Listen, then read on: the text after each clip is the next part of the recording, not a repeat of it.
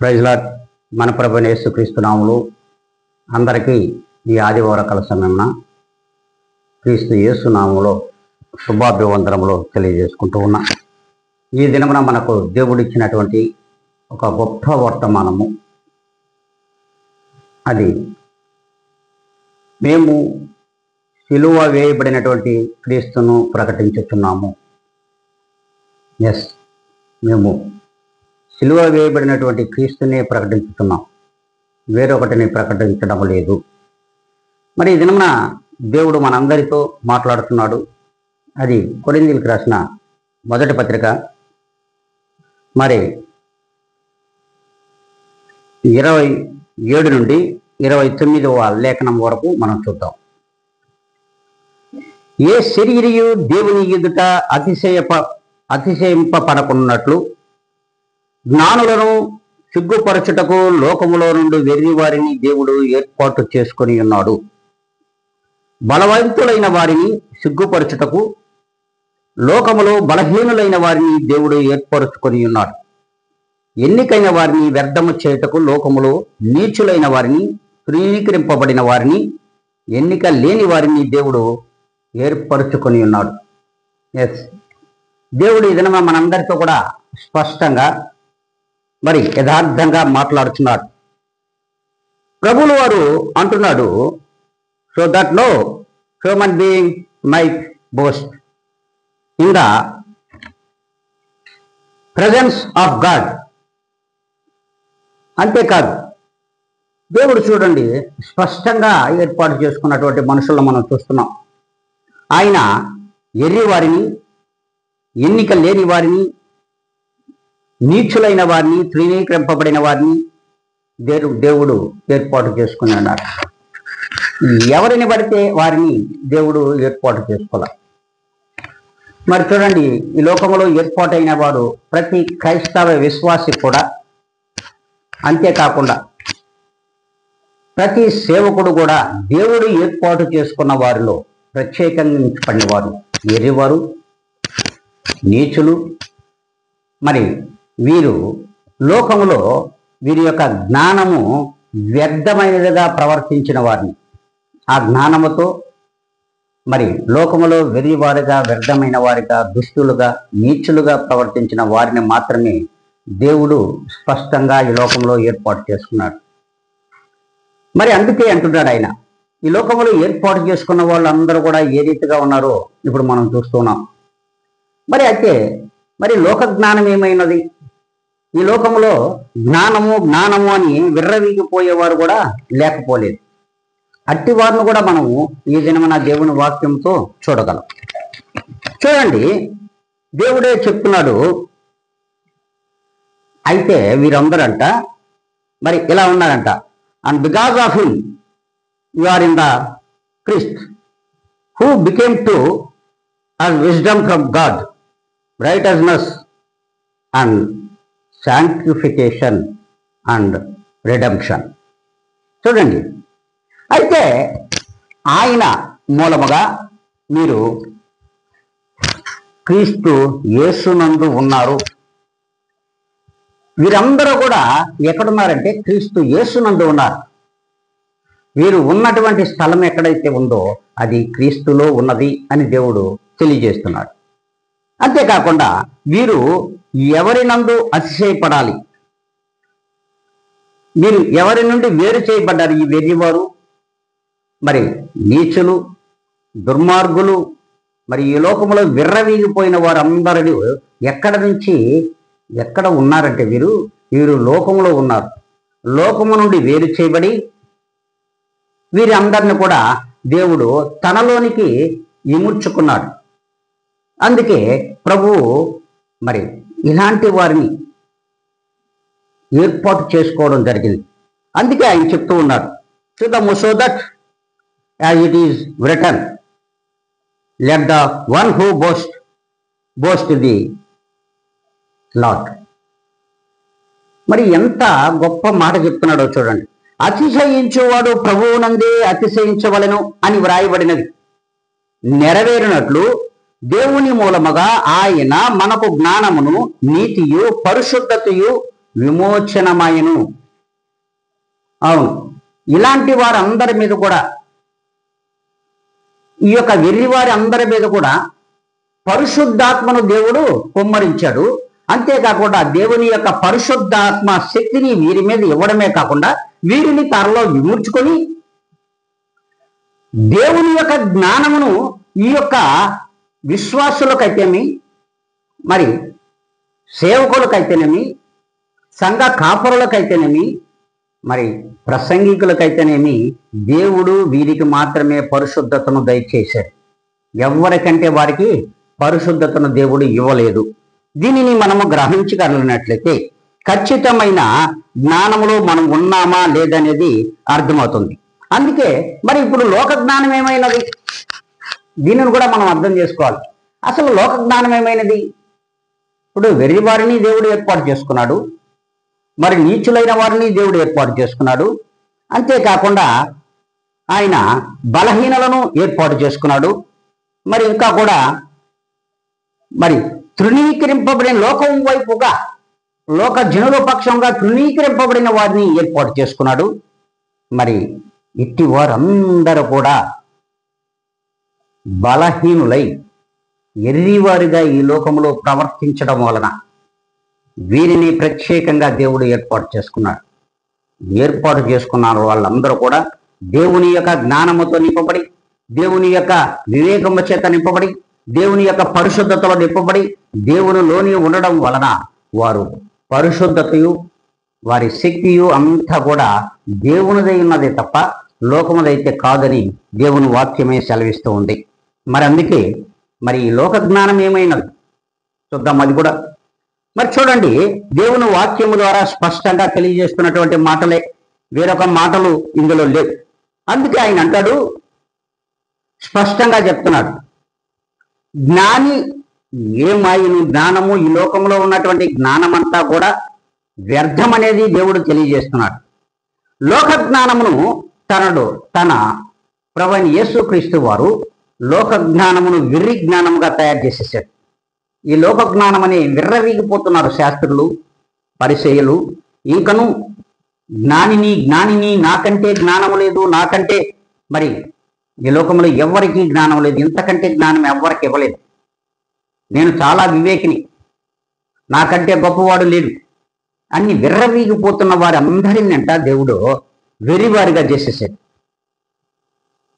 మరి అందుకే వారి యొక్క జ్ఞానమంతా కూడా వెర్రితనముగా ప్రభువులు వారు చేసేసారు. వారు వెర్రివారే.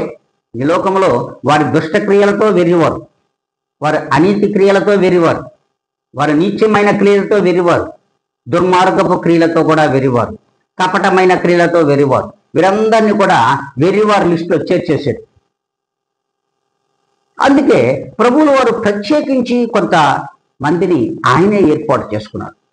ఇట్టి వెర్రివారు కూడా ప్రభు యొక్క వాక్యముని వినగలిగిన వారైతే, వారి హృదయములలోకి ఎత్తుకున్న వారైతే, వారు కూడా వెర్రివారు అయినటువంటి వారిని కూడా దేవుడు తన జ్ఞానముతో నింపుతాడు, తనలోనికి నడిపించుకుంటాడు. అలా వారు రారు. ఎందుకంటే వారు నాకంటే జ్ఞాని ఈ లోకంలో ఎవ్వడు లేడు, నేనే మహాజ్ఞానిని, ఈ జ్ఞానము నాదే, నా సొంతం, నా స్వార్జితం, నా బలం, నా యొక్క శక్తి, ఇది ఎవరిచ్చింది కాదు, ఇది నేను సంపాదించుకున్నది అని విర్రవీగిపోతున్నటువంటి వ్యక్తులు, మరి జనులు మరి ఈ లోకంలో ఉన్నారు అని దేవుడు స్పష్టంగా తెలియజేస్తున్నారు. చూడండి, ఇలా విర్రవీగిపోయిన వారు చాలా మంది ఉన్నారు. చూడండి, ప్రత్యేకంగా దేవుడు ఎలాంటి వారిని ఎన్నిక చేసుకున్నాడో తెలుసా? ఐగుప్తులో మోషే ఒక ఐగుప్తీయుడిని హత్య చేశాడు. హంతకుడును ప్రభువులు వారు ఒక ప్రవక్తగా ఎన్నుకున్నాడు. తన యొక్క మార్గంలోనికి, దేవుని యొక్క మార్గంలోనికి మోషేని ఆనాడు నడిపించుకున్నాడు. ఎట్టి జ్ఞానం వెర్రి జ్ఞానముతో ఉన్నటువంటి మోషే, హంతకుడైనటువంటి మోషే, మరి మోషేని తనకు మాదిరిగా నడిపించుకున్నాడు. ప్రభు యొక్క జ్ఞానముతో నింపాడు, పరిశుద్ధతతో నింపాడు, వివేకముతో నింపాడు. ప్రభువే నాకు సర్వస్వం అనే రీతిగా మోషేను మార్చుకున్నటువంటి దేవుణ్ణి మనం చూశాం. అంతేకాదు, ఇంతకంటే జ్ఞానిని క్రీస్తు పేరు ఎత్తితేనే హత్య చేసేవాడిని మనం చూశాం. క్రీస్తు నామము ఎవరు తెలిసినా, క్రీస్తు యేసు నామమును ఎవరు జపించినా సరే ఈ యొక్క దేశములో ప్రభువుని మరి కొనియాడువాడు ఎవ్వడు ఉండకూడదని క్రైస్తవుల మీద, విపరీతమైన దేవుని నమ్మిన బిడ్డల మీద దాడి చేస్తూ వచ్చాడు. ఒకనాడు దమస్కులో మరి పడిపోయి కళ్ళు కానరాక గుడ్డివాడైపోయాడు. ఆ గుడ్డివాడైపోయింది ఎవరో కాదు, సౌలు. నేడు మనం పౌలుగా కీర్తింపుతున్నాం, పౌలుగా ఆయన యొక్క వాక్యాన్ని ఈ దినమున మనం చదువుతున్నాం.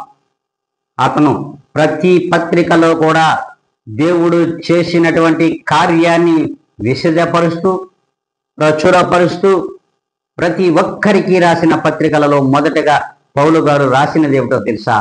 నేను ఈ రీతిగా దమస్కులో పడిపోయిన నా యొక్క కళ్ళు కనిపించలేదు. కనిపించిన నన్ను ఆ దమస్కులో ఇదిగో అననీయ అనే నా శిష్యుడు నీ దగ్గరకు వస్తాడు, నేను నడిపిస్తా, తన ద్వారా నీకు కళ్ళు ఇప్పిస్తానని దేవుడు చెప్పడం జరిగింది. మనం చూసాం కూడా. మరి చూడండి, ప్రత్యేకంగా మనం లేఖనాలలో చూస్తూనే ఉన్నాం. మరి అట్టి సౌలు మరి ఈ దర్శనంలో మరి అననీయకు దర్శనమిచ్చినటువంటి దేవుణ్ణి చూశాం. అననీయ వెళ్ళు, ఇదిగో దమస్కులో పడి ఉన్నటువంటి ఆ యొక్క సౌలు ఈనాటి నుండి పౌలు అనబడతాడు. వెళ్ళు, ప్రార్థనలో ఉన్నాడు. వెళ్ళి తనకు మరి ప్రార్థన చేసి కళ్ళు ఇవ్వబోతున్నాను, ఇక మీదట నాకు సాధనమై ఉంటాడు, ఇక మీదట నాకు సాధనమైనటువంటి వ్యక్తిని నువ్వు చూడబోతున్నావని మరి అననీయాన్ని పంపించడం మనం చూశాం. మరి ఎలాంటి స్థితిలో ఉన్నారో చూడండి. వీరికంటే వెర్రివారు ఉన్నారా? వీరికంటే హంతకులు ఉన్నారా? వీరికంటే హింసించినటువంటి వారు ఉన్నారా? వీరికంటే నీచులైన వారున్న మనం చూశామా? చూడండి, ఒక్కసారి పరిశుద్ధ గ్రంథం ఏం చెప్తుంది. మరి వారి ప్రవర్తనను సరిదిద్దినటువంటి దేవుడు, వారి యొక్క మార్గములను సరిదిద్దినటువంటి దేవునికి మాదిరికరంగా పోల్చుకొని నడిపించినటువంటి దేవుణ్ణి మనం చూశాం. మరి ఎవరిని ఎన్నుకుంటున్నాడు? ఎవరిని ఎన్నుకుంటున్నాడో దేవుడు తెలుసా? వెర్రి వారిని ఎన్నుకుంటున్నాడు. ప్రియమైన దేవుని బిడ్డ, వెర్రి వారిని, నీచులను, మరి ఈ లోకంలో దుర్మార్గులను దేవుడు ఎన్నుకున్నాడు. దేవుడు ఎన్నుకున్నటువంటి వారు ఈ దినమున దేవుని కొరకే ప్రాణం పెట్టిన వారు ఈ వెర్రివారేనమ్మా.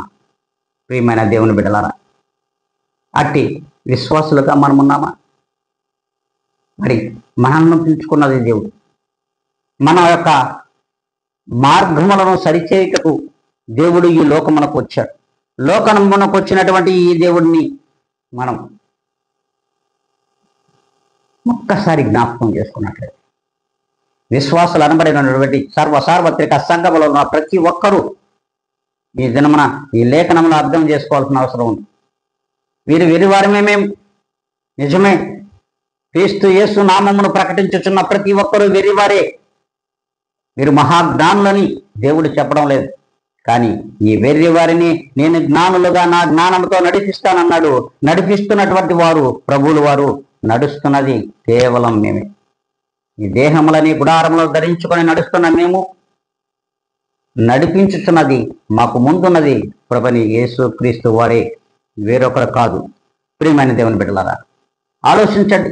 ఎవరిని దేవుడు ఎన్నుకుంటున్నాడు? ఎవరిని పరిశుద్ధులుగా మారుస్తున్నాడు, ఎవరిని జ్ఞానులుగా మారుస్తున్నాడు, తన జ్ఞానంతో నింపుతున్నాడు, వివేకంతో నింపుతున్నాడు. ఒక్కసారి మనం జ్ఞాపకం చేసుకున్నట్లయితే, ప్రభు వాక్యమునకు చెవి ఎగ్గినట్లయితే ఖచ్చితంగా దేవుని యొక్క మాటలు మీలో కూడా ఒక పరివర్తనం తీసుకొస్తాయి. దేవుని వాక్యముని వినండి, విని దానిలో ఉన్నటువంటి మంచి మాటలు ఏవైతే ఉన్న పరిశుద్ధ గ్రంథంలో మొదటి నుండి చివరి వరకు ఉన్నటువంటి అతి పరిశుద్ధమైన మాటలే తప్ప వేరొక మాటలు కాదు. లోకానుసారమైన మాటలను దేవుడు ఇవ్వలేదు. అట్టి మాటలు వినగలిగినటువంటి శక్తి కూడా ఈ వెర్రివారికి కావాలి, లోకంలో ఉన్నటువంటి వెర్రివారికి కావాలి. ఏది నిజం ఏది అబద్ధం తెలుసుకోవాల్సిన జ్ఞానం కూడా దేవుడిస్తాడు. ఆ వాక్యానికి నువ్వు చెవి ఎగ్గితే, నీకు చెవి ఇచ్చినది, చెవులను నిర్మించింది నా ప్రభు అయిన క్రీస్తు. నా దేవుడు నీకు ఇచ్చినటువంటి చెవులు, ఆ చెవులతో వింటున్నటువంటి వ్యర్థమైన మాటలను విడిచిపెట్టి ప్రభువైన క్రీస్తు యొక్క మాటలను నీ హృదయంలోనికి ఎక్కడానికి ఈ చెవులు ఆలకించాలి. ఆలకించినటువంటి ఈ మాటలను, విన్నటువంటి ఈ మాటలను నీ హృదయంలో పదిలపరుచుకొని ఆ వాక్యము ఏమై ఉన్నది, ఈ క్రీస్తు యొక్క మాటలు ఇవి యథార్థమా సత్యమా అనేది గ్రహించగలిగితే నిన్నును జ్ఞానిగా మారుస్తాడు. ప్రభువులో జ్ఞానవంతుడు నిన్ను చేస్తాడు. వివేకవంతుడుగా ప్రభువులో నువ్వు ఉంటావు. తెలియగలిగిన వాడిగా ప్రభువులో ఉంటావు. మరి అందుకే కదా ప్రభు అంటున్నాడు, నేను ఈ లోకంలో వెర్రి వారిని, నీచులను, మరి దుష్ట క్రియలు చేస్తూ నా వాక్యమును వినగలిగినటువంటి చెవులు ఉన్న వారిని నేను ఏర్పాటు చేసుకున్నానని దేవుడు అంటున్నాడు. నేను ఏర్పాటు చేసుకున్నానని దేవుడు ఈ దినమున మాట్లాడుతున్నాడు. ఇలాంటి వారి విషయంలో దేవుడు ఏం చేశాడో మనం అందరం చూస్తూ ఉన్నాం. వెర్రి వారిని ఏ రీతిగా దేవుడు తన సేవకులుగా, ప్రవక్తలుగా ఏ రీతిగా మార్చుకున్నాడు, విశ్వాసులుగా ఎలాగా మార్చుకున్నాడో మనం అందరము చూస్తూనే ఉన్నాం. చూస్తూ ఉన్నా కూడా మనము ఆ మాటలను మనకు చెవి ఎగ్గుటలేదు. మరి చూడండి, ప్రభు అంటున్నాడు, ప్రియమైన విశ్వాసులారా, కొరింథీయులకు రాసిన మొదటి పత్రిక 1వ అధ్యాయము 19వ లేఖనాన్ని ఒకసారి చూద్దాం. 19వ లేఖనాన్ని మనం స్పష్టంగా చూద్దాం. ఇందు విషయమై జ్ఞానుల జ్ఞానమును నాశనము చేతును, వివేకుల వివేకమును శూన్యపరుచును అంటున్నాడు. చూడండి, for it is return, I will destroy the wisdom of the wise and the discernment of the discerning I will the work. చూడండి ఎలా మారుస్తాడు. జ్ఞానుల యొక్క జ్ఞానమును ఈ లోకములో విర్రవీగిపోతున్నారు. ఇంకా కూడా ప్రభు యొక్క మాటలు వినలేని వారు, ప్రభు యొక్క మాటలకు చెవి యొగ్గని వారు, చెవి యొగ్గి కూడా ఇంకా నమ్మనట్లటువంటి జనులు. ఇవి పరిశుద్ధమైన మాటలు, ఈ నీతివంతమైన మాటలా కాదా, యథార్థమైనవి కాదా, అవునా అనేది గ్రహించలేని మూర్ఖులు అయినటువంటి ఈ తరము వారు ఎలా ఉన్నారో తెలుసా? మరి వారు మూర్ఖంగానే ఉన్నారు. జ్ఞానాన్ని ఎత్తుకోలేకపోతున్నారు. కనుకనే వారిని అంటరాలు, ఈ లోక జ్ఞానాన్ని నేను వారి జ్ఞానము అని విర్రవీగిపోతున్నటువంటి వారి జ్ఞానాన్ని తీసేస్తా, వారి జ్ఞానమును నాశనము చేసేస్తాను. అంతేకాదు అంటాడు ఆయన, వివేకుల వివేకమును శూన్యపరిచేస్తాను. రాబో దినములలో వారికి వివేకం ఉండదు, వారికి జ్ఞానం ఉండదు. అజ్ఞానులు కానీ ఈ లోకంలో మిగిలిపోవలసినది. అజ్ఞానులుగా, మరి వివేకము లేని వారిగా ఈ లోకంలో మిగిలిపోవలసిందే. వారు దుష్టులుగాను దుర్మార్గులుగానే దేవుడు పరిగణిస్తాను అంటున్నాడు. అలాగే వారి యొక్క జీవితాలు కూడా రీతిగానే ఉంటాయి అని దేవుడు అంటున్నాడు. మరి ఎలా ఉన్నాం మనం? మరి ఎలా ఉన్నాము ఒక్కసారి మనము జ్ఞాపకం చేసుకోవాల్సిన అవసరం ఉందని దేవుడు అంటున్నాడు. అంతేకాదు, దేవుని యొక్క జ్ఞానము, లోకము జ్ఞానము చేత దేవుని తెలుసుకోలేకపోతుంది. దేవుని యొక్క జ్ఞానము, మరి దేవుని యొక్క జ్ఞానము ఈ లోక జ్ఞానము తెలుసుకోలేకపోతా ఉంది. లోక జ్ఞానము తెలుసుకోలేకపోతుంది. అంతేకాకుండా తన జ్ఞానము చేత దేవుణ్ణి అసలే ఎరగలేదు. ఈ లోక జ్ఞానము నాకు ముఖ్యము, నేనే గొప్పవాడినని తెలిసేవాడంతా కూడా దేవుడు అసలు ఉన్నాడు అనే దానికి వాళ్ళ దగ్గర సమాధానము లేదు. అంతేకాదు అసలు దేవుడే లేడని, నేనే దేవుడిని ప్రకటించుకున్న వారు కూడా లేకపోలేదు.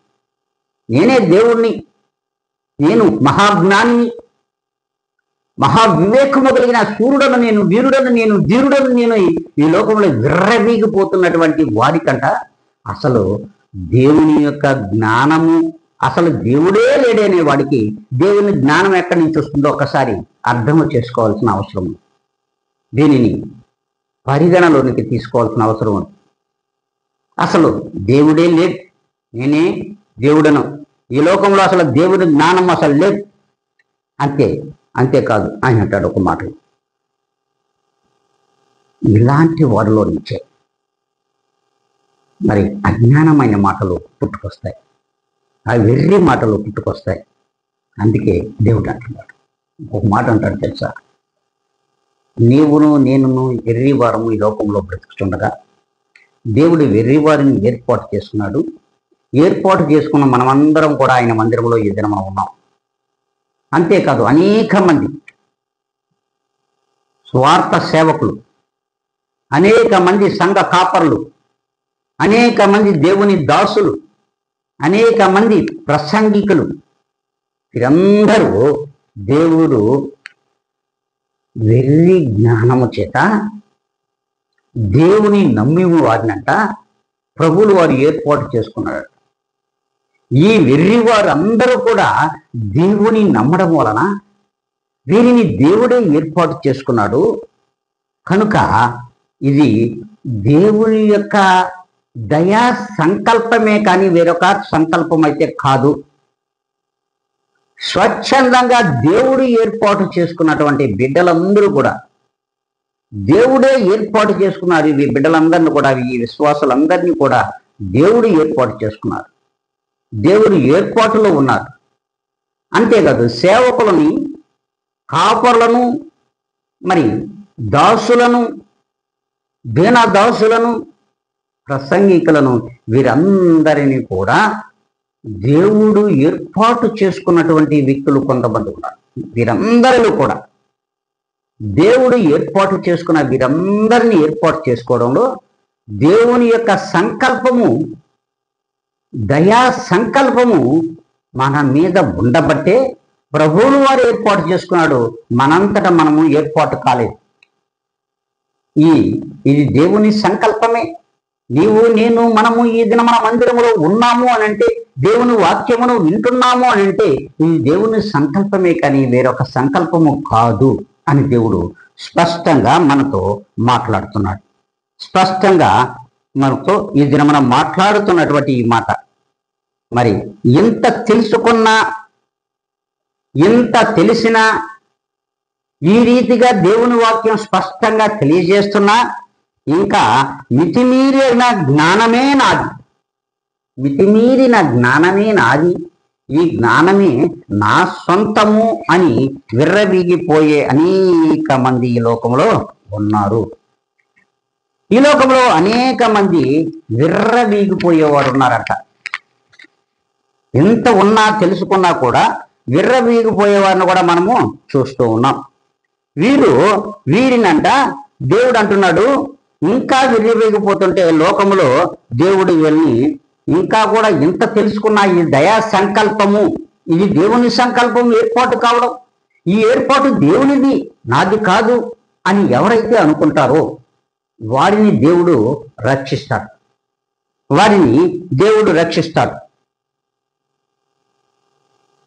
అలా కాదు, ఇంకా నేను నా జ్ఞానమే ముఖ్యము, దేవునిలోకి వచ్చి కూడా నేను ఇంకెలానే బ్రతుకుతాను, దేవునిలోకి రాకపోయినా నేను ఇదిగో నా జ్ఞానము నాకు అత్యధికమైనది, వివేకము కలిగినటువంటి బిడ్డను నేను, నాకు ఇచ్చిన వివేకము దేవునిది కాదు, నాకు వచ్చిన జ్ఞానము దేవునిది కాదు, నాకు ఇచ్చినటువంటి దేవుడు ఇచ్చినటువంటి ఆ దయ నాది కాదు, నాదే నా సొంతం అని ఇంకా కూడా గర్వంతో విర్రవీగితేనంట వీరందరినీ మితిమీరిన జ్ఞానం అది అనుకుంటే వీరిని లోకంలోనే పాచేస్తాడట.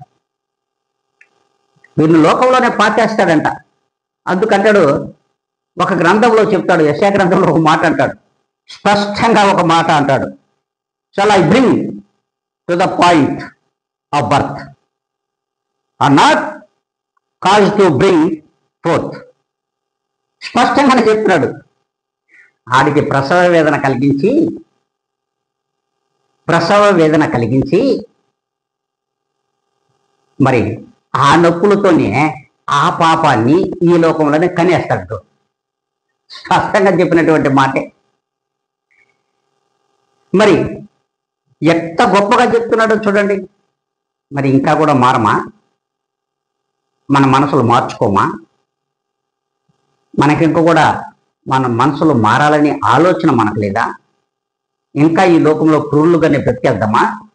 దుర్మార్గులుగానే జీవించేద్దామా? వితండ వాదనలకే పోదామా? ఆలోచించండి. దేవుని వాక్యమే చెప్తుంది కదా. అందుకే చెప్పాడు,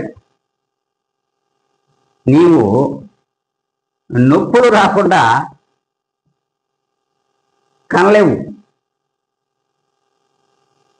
మరి స్పష్టంగానే చెప్పినమాట ఒక మాట. అందుకే ఆయన అంటాడు, ప్రసవ వేదన కలిగి చేసి ఈ లోకంలోనే దాన్ని నేను కరిస్తా. నీ గర్వం ఉందే, నీ అజ్ఞానం ఉందే, నీ అవివేకం ఉందే, దుర్మార్గం ఉందే, నీ యొక్క పాపం ఉందే, ప్రాముఖ్యంగా ఈ పాపానంతటిని కూడా నేను నీకు ప్రసవ వేదన కలిగించి ఈ లోకంలో కనేటట్లు చేస్తా. అందుకే ఈ లోకంలో నిన్ను పాచేస్తా అని దేవుడు చెప్తున్నాడు. మరి ఇలాంటి మాటలు, మరి అందుకే కాదు, ఆయన అంటాడు, ప్రభు అడుగుతున్నాడు, say you God, says your God. మరి చూడండి, లోకంలో ప్రజలు ఉన్నారు. ఇలా లోకంలో ప్రజలు ఉన్నారు. ఈ లోకంలో ఉన్నటువంటి ప్రజలందరూ కూడా మరి గర్వించి విర్రవీగిపోయే వారికిచ్చే దేవుడు సమాధానమే ఇది. ఇలా నీవు ఈ లోకంలోని నీ యొక్క పాపాన్ని కంటావు, ఈ లోకంలోనే నీవు నీ దుర్మార్గాన్ని నువ్వే కంటావు. వీరొకరు కనరు. నువ్వు చేసిన పాపాన్ని నువ్వే కనాలి, నువ్వు చేసిన దుర్మార్గాన్ని నువ్వే కనాలి. మరి ఒక్కసారి ప్రియమైన దేవుని బిడ్డ ఆలోచిద్దామా? అందరం ఒక్కసారి దేవునికి హల్లెలూయా చెప్దామా? హల్లెలూయా. చేతులు ఎత్తి చెప్పండి. అందరూ చేతులు ఎత్తి హల్లెలూయా చెప్పండి. దేవునికి స్తోత్రం చెల్లించుకుందాం. ఇట్టి దేవుడు మన మధ్యలో ఉన్నాడు. మనము దేవునికి మరి అత్యంత విశ్వాసులుగా ఉన్నట్లయితే పరిశుద్ధులు మాత్రమే దేవుని దగ్గరకు చేరతారని మాత్రం గ్రహించుకోండి. ఖచ్చితంగా పరిశుద్ధులు మాత్రమే దేవుని దగ్గరకు చేరతారు. విశ్వాసులైన అందరూ దేవుని దగ్గరలో ఉండరు. పరిశుద్ధుల వాళ్ళ విశ్వాసులు పరిశుద్ధులు కాగలిగిన నాడు ఆ పరిశుద్ధులు ఎత్తబడే గుంపులు ఉంటారని దేవుడు సెలవిస్తూ ఉన్నాడు. ఎస్, మనం గొర్రెలమే, దేవుడు మేపుచున్నటువంటి గొర్రెలం. దేవుడు ఆత్మ ఇచ్చి, దేవుని ఆత్మతో ఈ లోకం బ్రతుకుచు, దేవుడిచ్చిన ఆహారమునిచ్చి, ఆ పోషక పదార్థములు మన శరీరమునకిచ్చి, శరీరమును దినదినము వృద్ధి చేస్తూ, ఆత్మ ఫలంగా నువ్వు అభివృద్ధి చెందుతూ ఈ లోకంలో జీవిస్తున్నటువంటి నీవు ఖచ్చితంగా దేవుడు మేపే గొర్రెలేం కాక లోకం మేపే గొర్రెలు కాదు. అందుకే దేవుడు అంటున్నాడు, చూడండి, స్పష్టంగా తెలియజేస్తున్నటువంటి మాట, ఎవరైతే దేవుని నమ్ముతారో అట్టివారు వారికి సిలువను గూర్చినటువంటి సువార్త, అట్టి వారిని, దేవుని నమ్మిన వారిని, దేవుణ్ణి విశ్వసించిన వారిని, వీరందరూ కూడా వీరికి వినబడే మాటలు ఏమిటో తెలుసా? సిలువను గూర్చిన సువార్త వీరికి రక్షణ అయినది, దేవుని శక్తి అయినది. అంతేకాదు, సిలువను గూర్చినటువంటి సువార్త నశించు వారికి వెర్రితనంగానే కనబడుతూ ఉంది. ఇంకా నశించిపోతున్న వారికి ఇంకనూ వెర్రితనంగానే కనిపిస్తుంది. ఈ లోకంలో అలాంటి వారు అత్యధికంగా మనకును కనబడుతూనే ఉన్నారు. కనబడుతున్నటువంటి వీరి మాటలు మనము ఒక్కసారి జ్ఞాపకం చేసుకోండి. ఒక్కసారి మనమందరము జ్ఞాపకం చేసుకున్నట్లయితే మన యొక్క జీవితాలు దేవునిలో ఉన్నాయా లేవా అనేది కూడా దేవుని వాక్యమే మనకు తెలియజేస్తుంది. మనల్ని మనం పరిశీలించుకోగలగం. అందుకే సిలువను గూర్చిన సువార్త నశించు వారికి వెర్రితనముగా కనిపిస్తుంది, నశించిపోతున్న వారికి వెర్రితనంగా ఉన్నది. రక్షింపబడుతున్న వారికి దేవుని శక్తి అయినది. ఈ రక్షింపబడుతున్నటువంటి మారు మనసు పొందుతున్న ప్రతి వారు కూడా వెర్రివారని నేను అనుకుంటున్నా. ఎందుకంటే ఇది దేవుని మాటలు వినగలిగినటువంటి చెవులను దేవుడిచ్చాడు. నీకు చెవులను సృజింపజేసినది ఎవరు? దేవుడు. వినగలిగినటువంటి శక్తినిచ్చింది ఎవరు? దేవుడు. మరి ఆ యొక్క మాటలు నీ హృదయంలోనికి ఎక్కించగలుగుతున్నావా? ప్రియమైన వెర్రివాడా, ప్రియమైన వెర్రివార్లారా, ప్రియమైన విశ్వాసులారా, ప్రియమైన దేవుని బిడ్డలారా, ఒక్కసారి జ్ఞాపకం చేసుకోమని ప్రభు అంటున్నాడు. అందుకే ఈ దినమున దేవుడు మనందరితో మాట్లాడుతున్నాడు. మరి ఆయన మనకు ఏ దినమైతే దేవుడు నిజముగా క్రీస్తు యేసు ఆయన మాకు ప్రభువు, ఆయనే నిజముగా దేవుడు,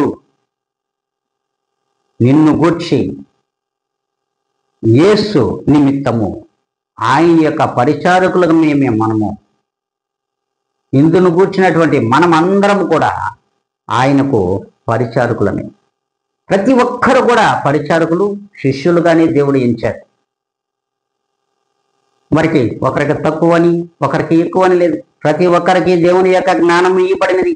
ఆ జ్ఞానమును మనం ఉపయోగించుకోగలిగినట్లయితే, వివేకముతో ఈ లోకములో జీవించగలిగినట్లయితే ప్రతి ఒక్కరము కూడా ప్రభువులో పరిశుద్ధులుగానే జీవిస్తాము. ఈ విషయమై ప్రత్యేకంగా ప్రియమైన దేవుని బిడ్డలారా మీరు గమనించండి. ఈ విషయమై ప్రత్యేకంగా దేవుని బిడ్డలందరూ కూడా గమనించవలసిన అవసరం ఉంది అని దేవుడు ఈ దినమన అంటున్నాడు. అంతేకాదంట నీకు ఒక మాట చెప్తున్నాడు ప్రభువుల వారు. చూద్దాం, అది ఒక్కసారి దేవుడే చెప్తున్నటువంటి మాట. మరి దాన్ని మనం ఒక్కసారిగాన కొరింథీయులకు రాసిన 2వ పత్రిక 4వ అధ్యాయం 7 నుంచి 12 వరకు మీరు చదువుకోండి. తరువాత చదవండమ్మా. మంటి ఘటము, ఈ మంటి దేహములో మాలో మరణం, మీలో జీవమునివ్వడానికి కార్య సాధకమవుతున్నది. పౌలు గారు అంటున్నాడు. స్పష్టంగా తెలియజేస్తున్నటువంటి మాట. మాలో మరణమును మేము మరణిస్తూ ఉన్నాం, కానీ మీలో జీవమునివ్వడానికే ప్రభు అన్న మాట కూడా అదే. మంటి కట్టములో ఉన్నటువంటి ప్రభుని క్రీస్తు వారు తాను మరణించి మనకందరికీ జీవమునిచ్చిపోయాడు. ఈ దినమైన ప్రతి స్వార్థ సేవకులందరూ కూడా వారు మరణిస్తూ మీకు నిత్య జీవమును దేవుడు ఇస్తున్నాడు. దేవుడు ఇచ్చినటువంటి నిత్య జీవమైనటువంటి జీవార్థమైన మాటలను మీకు ఇవ్వడానికి, మీకు నిత్య జీవము దయచేయడానికి తెలియజేస్తున్నటువంటి ఈ మాటలన్నీ మీలో కూడా ఫలించాలని, మరి మీలో జీవము ఒక కార్య సాధకముగా ఉండాలని దేవుడు ఇట్టి మాటలను నాడు పౌలు గారి ద్వారా మాట్లాడించారు. మరి చూడండి, పౌలు గారి యొక్క జీవితాన్ని మనం చూసాం. మరి పౌలు గారు ఏ రీతిగా తగ్గించుకున్నారో చూశాం. పౌలు గారు ఎంతటి దుర్మార్గమైనటువంటి క్రియలతో వెర్రివాడుగా జ్ఞానము నాది, శౌర్యము నాది, బలము నాది అని క్రీస్తును ఎరిగినటువంటి ప్రతి బిడ్డను హింసించినటువంటి సౌలును చూశాం. అట్టి సౌలు పౌలుగా మారి ఈ దినమున ఆయన అంటున్నటువంటి మాట ఏంటో తెలుసా? మాలో మరణమును మీలో జీవమును కార్యసాధకమై ఉన్నాయి. మేము మరణిస్తున్నాము.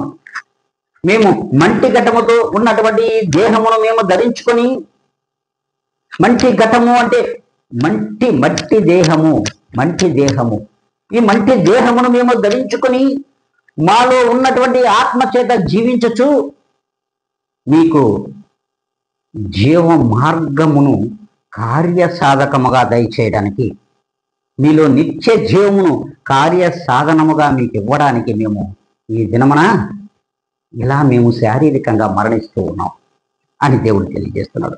అంతేకాదు అంటున్నటువంటి మాట, మత్స్యమైనటువంటి మరణము, మత్స్యమైనది అంటే మరణకరమైనది, పాపకరమైనది. మరి ఈ మత్స్యకరమైనటువంటి ఈ పాపమును మరి జీవం చేత మిరింగివేయబడి ఆ ఏ నివాసమైతే మనము కలిగి ఉన్నామో, ఏ నివాసమునైతే మనం ఈ లోకంలో ఏ నివాసములో ఉన్నామో, మంటి కటము అనే నివాసమును మనం ఏర్పాటు చేసుకుని ఉండగా, దేవుడు ఇచ్చి ఉండగా, ఆ మంటి ఘటమును నిత్య జీవమని ఆ మంటి ఘటము పైన దేవుడు ధరింప చేస్తున్నాడంట. చూడండి, నాశనం అయిపోతున్నటువంటి మన దేహములను ఆ మంటి దేహములలో నివసించుతున్న మనలను ఆ నిత్య జీవముని దాని చేత ఆ యొక్క దేహమును ప్రభు అయిన క్రీస్తు వారు కప్పుతున్నారు, దాని మీద ధరింప చేస్తున్నాడు. ఈ దేహమని ఈ గుడారం ఉందే, ఇది మంటి దేహము. ఈ దేహములో ఉన్న ఆత్మ ఉందే, అది ప్రభువు. అయితే ఈ దేహమును ఆత్మను నిత్య జీవమని ఆ యొక్క నిత్య జీవమునే ఈ దేహం మీద దేవుడు ధరింప చేస్తున్నాడట. ఈ దేహం మీద ధరింప చేస్తున్నాడు. దీనికి కూడా సిద్ధపరిచిన వారు, దీనికి సిద్ధపరిచిన వారు ఎవరో తెలుసా? ప్రభు అయిన క్రీస్తు వారు, ప్రభు అయిన క్రీస్తు యేసు. మరి దీనినన్నా గమనించమా మనం? దీనినన్నా మనం ఆ దయాపూర్వకమైనటువంటి ఆ యొక్క సంకల్పము చేత మనము దేవుడు ఏర్పాటు చేసుకున్నాడు. మనలందరినీ ఏర్పాటు చేసుకున్నటువంటి మనందరి మంటి దేహములపై నిత్య జీవము ధరింప చేస్తున్నాడు. ధరింప చేస్తున్నటువంటి మనము ప్రభువులో ఉన్నాము. ఆ నిత్య జీవమే ప్రభు అయిన క్రీస్తు యేసు. క్రీస్తు యేసులో ఉన్నావు అని అర్థం. నిత్య జీవమును నీ మీద ధరింప చేస్తున్నాడు, నీకు ముసుగు వేస్తున్నాడు. ఆ యొక్క నిత్య జీవములో నువ్వు ఉన్నావు అంటే ఆ నిత్య జీవము క్రీస్తు యేసు. ఆ నిత్య జీవములో నువ్వు ఉన్నావు అంటే క్రీస్తు యేసులో నువ్వు ఉన్నావు, నివసించుచున్న ఆ యొక్క భాగ్యం అయితే నీ సొంతంగా సంపాదించుకున్న భాగ్యం కాదు.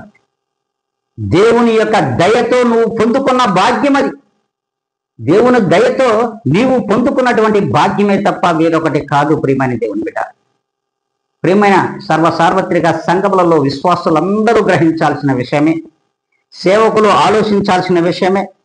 మరి దీని అంతటికీ మనలను సిద్ధపరిచిన వాడు కూడా దేవుడేనని దేవుని వాక్యమే సెలవిస్తూ ఉంది.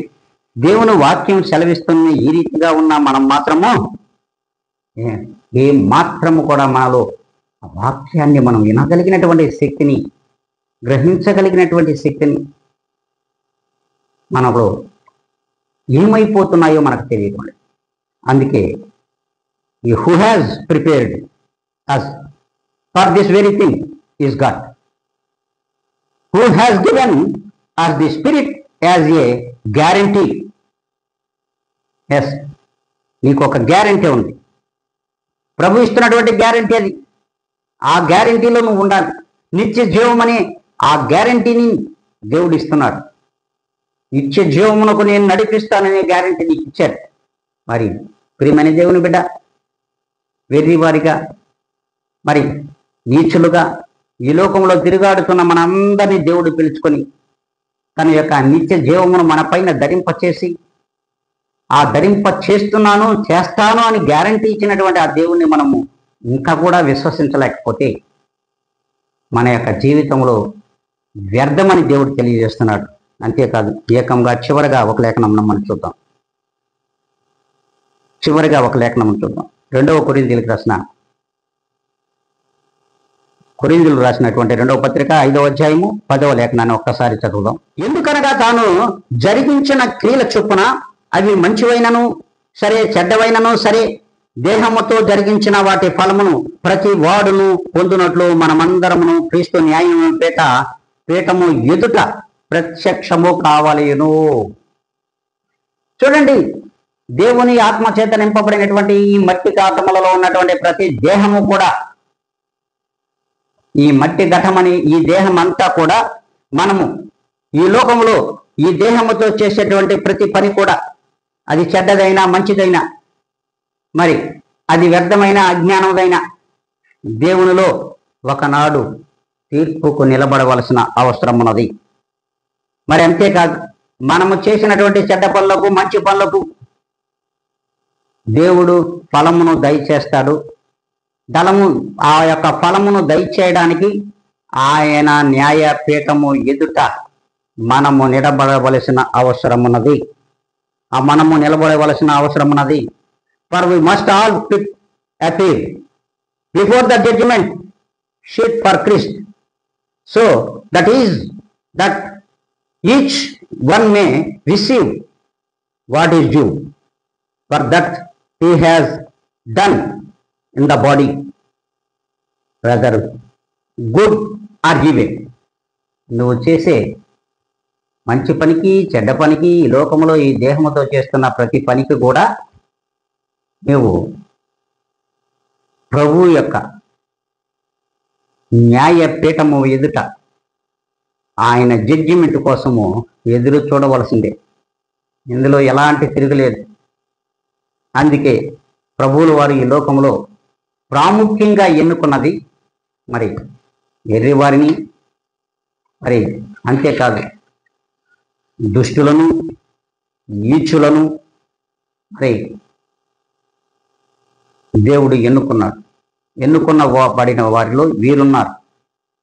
ఈ ఎన్నుకున్నబడిన వారు అందరూ కూడా వెర్రివారే. ప్రియమైన దేవుని బిడ్డ, అందరూ అంటారు వెర్రివాడు వీడు ఎంతసేపటికి క్రీస్తు యేసు యేసు యేసు అంటున్నాడు, లోకం మీద అసలు ధ్యాసే లేదు, అసలు కుటుంబాల మీద అసలు ధ్యాసే లేదు. నిజమే, నేను ఎర్రివాడినే. నా ప్రభువుని నేను ప్రకటిస్తున్నా, క్రీస్తు యేసును ప్రకటించుతున్నా. మేము సిలువ వేయబడినటువంటి క్రీస్తునే ప్రకటిస్తున్నాడు, వేరొకరిని ప్రకటించడంలే. ఆయనే నాకు నిత్య జీవము. నా మీద ధరింప చేసినటువంటిది ఏమిటో తెలుసా? నిత్య జీవము. ఆ నిత్య జీవమే నా ప్రభువైన యేసు క్రీస్తు. ఈ వెర్రివాడిని ఎన్నుకున్నది క్రీస్తు యేసు. ఈ వెర్రివాడిని కప్పి ఉన్నది క్రీస్తు యేసు, నిత్య జీవము. ఆ నిత్య జీవముతో ఈ లోకములో దేవుని యొక్క జ్ఞానము చేత బ్రతుకుచున్నాను.